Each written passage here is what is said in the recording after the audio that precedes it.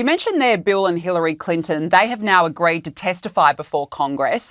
Why the stunning change of heart, do you think? I mean, public pressure. I mean, I actually, as much as I'm a friend of Donald Trump and his family, I used to be a Democrat. I used to be a very good friend of Hillary and Bill. I hosted Hillary at home for my husband's birthday. I did a fundraiser for her. I even introduced her to my doctor. So we were close until, of course, I supported Donald Trump in 2016, and naturally, I've not talked to her ever since. It's natural. Why? Although Hillary doesn't intend to run to any office, and that boat has sailed. And I saw Bill Clinton in September in New York, and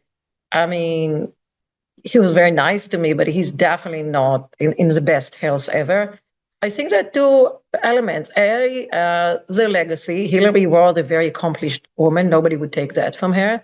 And Bill was a wonderful president. I mean, we had a great economy during his time, and we had also some juicy stuff, but he was a great president. Even a Republican would say that. So I think the legacy is a big deal. I don't think they want the legacy to be more associated with why didn't they testify about Epstein than his accomplishments and her accomplishment, and as a first woman candidate for president, as Secretary of State, and all that. So that's one thing.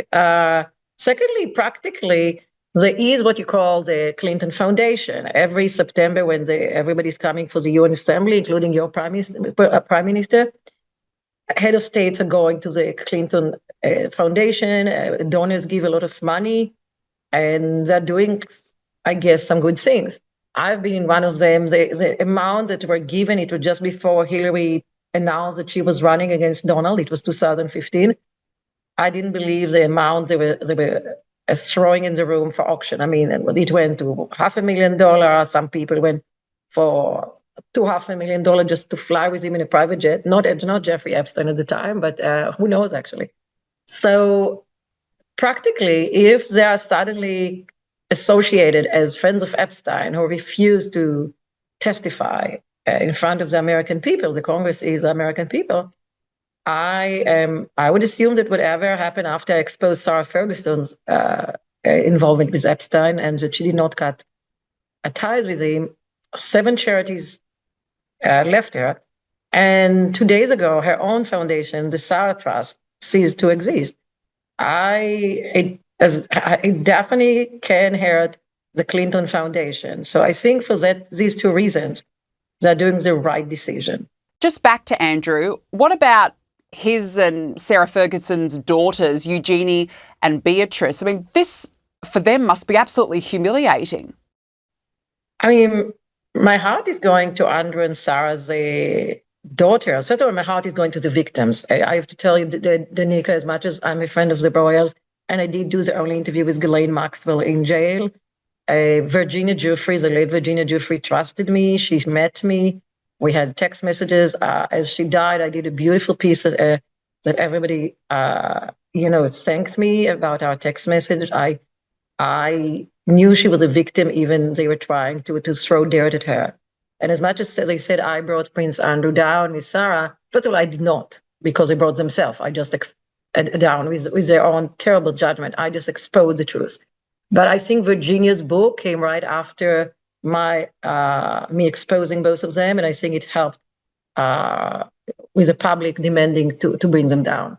So basically, my heart is going to the victims, first of all. But I think with Andrew and Sarah, my heart is going to their daughters, because, they are associated with a very, very, very dirty brand right now. And, on one hand, it's their parents, and they had very, very privileged life. And I know Sarah and Andrew loved them. I don't know Andrew well, but I definitely know Sarah well, and she was a great mom, especially apparently not as great when it came to her judgment. I mean, and her greediness overruled her parenting. Now we know, but that's what I'm really thinking about these girls, because Andrew always wanted them to be part of the royal family, working royals. You can forget about that, and you can forget, I think, as much as it's not their fault, I don't see King Charles, whom I know, and Prince William letting them become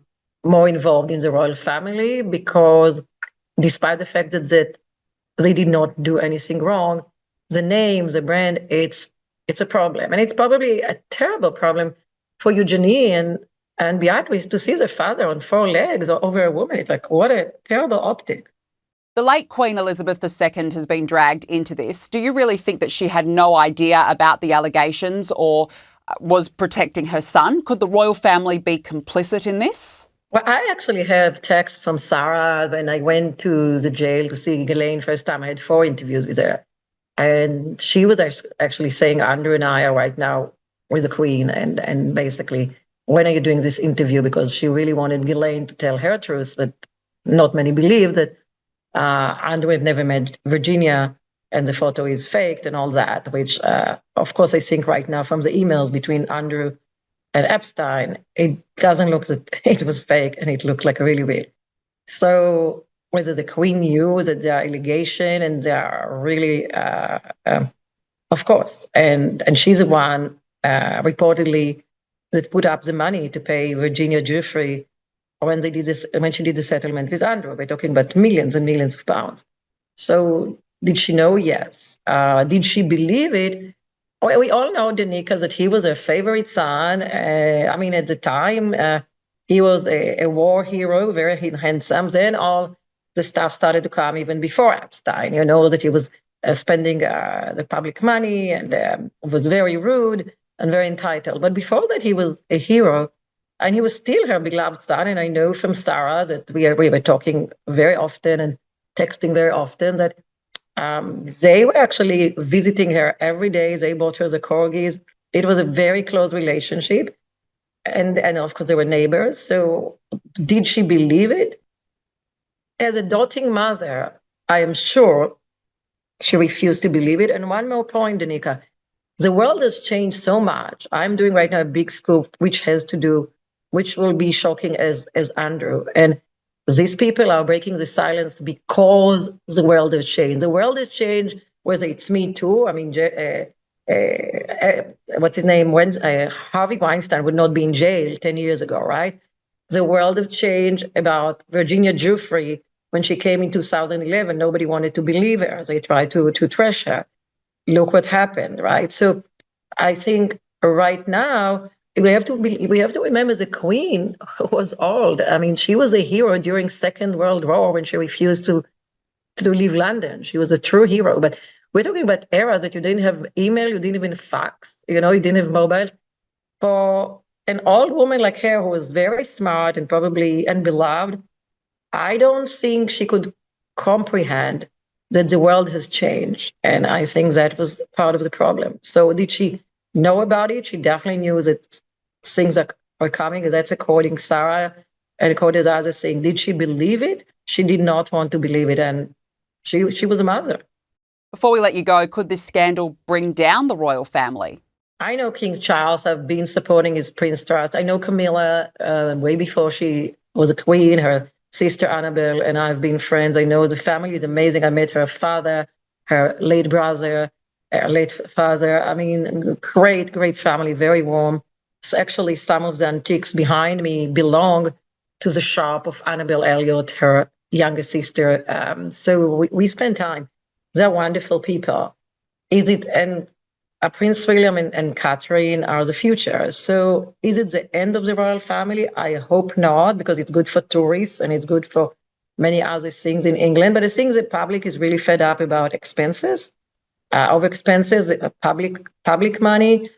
And as we know, when William and Kate visit the Caribbeans, some of the countries are really unhappy with all. They don't want to be part of the Commonwealth. They don't want to pay money to be part of the Commonwealth, and they just want to become a republic. And in your country, as we know, Danica, there is a